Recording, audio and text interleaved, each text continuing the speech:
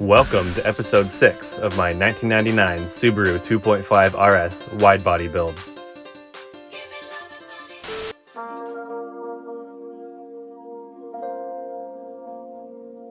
A nice foggy morning here in Eugene.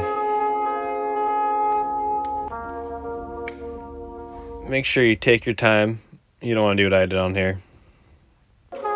Snap this off. I went from righty-tighty to righty-loosey real quick.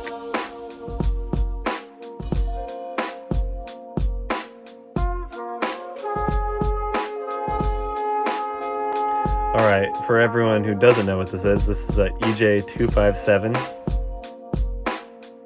Just ordered the clutch online, so that should be here any day now. It gives me some time to install some things like this power steering, and then over here I can install the alternator, and then the AC is missing because I'm not going to be running an AC on this build, but I still have the rear main seal to install. One thing I forgot to mention in a few other videos is I ordered this IAG AVCS feed line for the turbo. It keeps it nice and flexible. Just prepping the area, getting ready to install these gaskets in the turbo. Pretty standard from Subaru. There's some part numbers you guys can look at. Speaking of turbos, I have these two to choose from. One of them is a VF39, the other is a TD04. I think I'm going to go with the VF39 in this build because I heard it spools up a little faster. Just got the clutch in the mill, starting to assemble it now.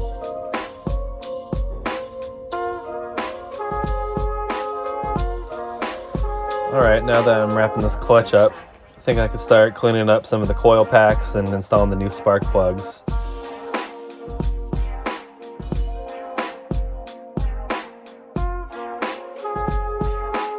Now that I got on the cherry picker, I'm just lining it up.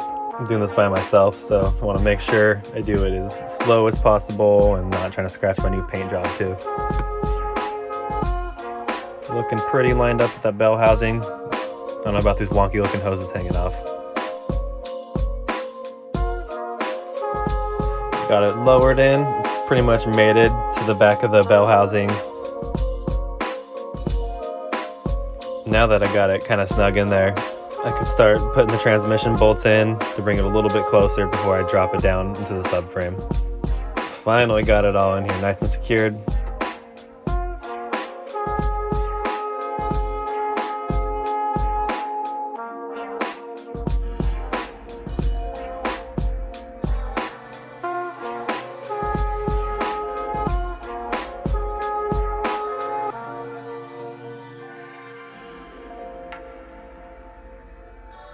Alright, now it's time to test fit this radiator, but unfortunately it's a little too tall for the engine bay. When I close the hood, it just touches the top, so it's about an inch too tall, so I'm going to have to cut out the brackets and figure something out. But in the meantime, I'm still plugging in parts of the harness. I'll figure out where they go. iWire did a great job merging this harness for me, so it shouldn't be an issue at all. More me just figuring out which end goes where, and like these O2 sensors and boost controller. I'll figure it out, not too worried.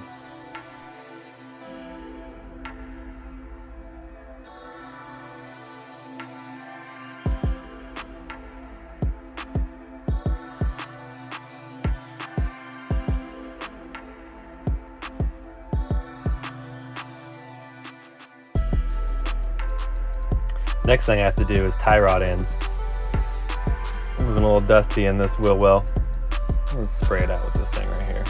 Some simple green, usually does the job. Unfortunately, I didn't get too much footage of this, but the tie rod ends are installed. Forgot to press record, but there they are. Now it's time to lower her down off the lift. These are the rims, OZ Racing Pro Drive rims. I'm going to be resurfacing these pretty soon, sandblasting them, repainting them, getting some of the dents out. There's my turbo. Finally got her installed too. Here's a look at the back seat. Have some speed sensors to hook up. Alright, we're doing the power steering. Have it temporarily put over here. hope we don't get any leaks.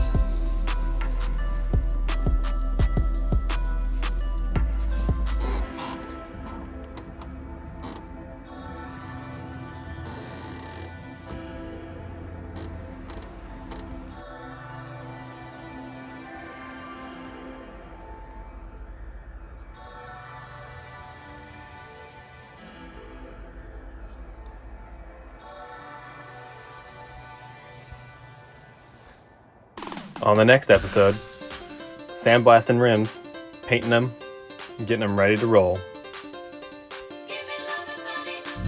Hey, thanks for watching. Be sure to like, subscribe, and share this video if you want. It really helps me out. See you next time.